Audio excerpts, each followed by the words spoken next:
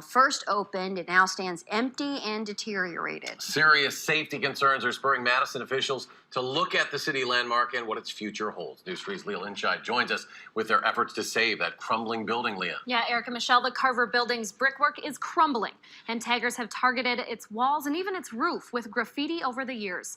Safety concerns for those taggers and for others who may frequent the publicly owned building is growing.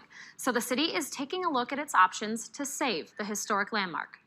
There are very few places in the city that are anything like this. For years, the Garver Feed Mill has been a historic landmark for the city of Madison. And for years, it's continued to crumble. There's graffiti on the roof, and there's also a tree growing out of the roof.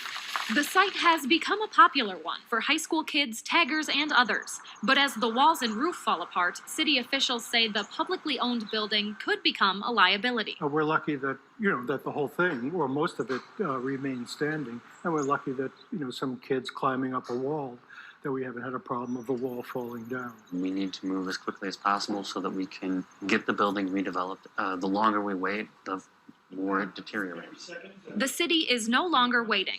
At Monday's Board of Estimates meeting, committee members recommended a request for proposals for the site. That means the old Garver building would be sold in hopes of breathing new life into its walls. We're looking for someone to buy the building, redevelop it, and then bring in some type of use that will be complementary to all of the neighbors around there. The price would be certainly substantial. It won't be cheap. The last attempt at redeveloping Garver had an estimated price tag of $16 million before it ultimately failed.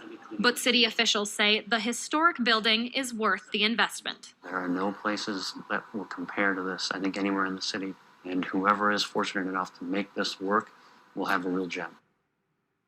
The Board of Park Commissioners will take up the request for proposals Wednesday night, and if they approve it, the full City Council will be able to take action at its meeting next Tuesday. And city officials say the goal is to get a development rolling by the end of next year already. All right, we'll see where this goes. Leah Linscheid reporting. Leah, thank you very much.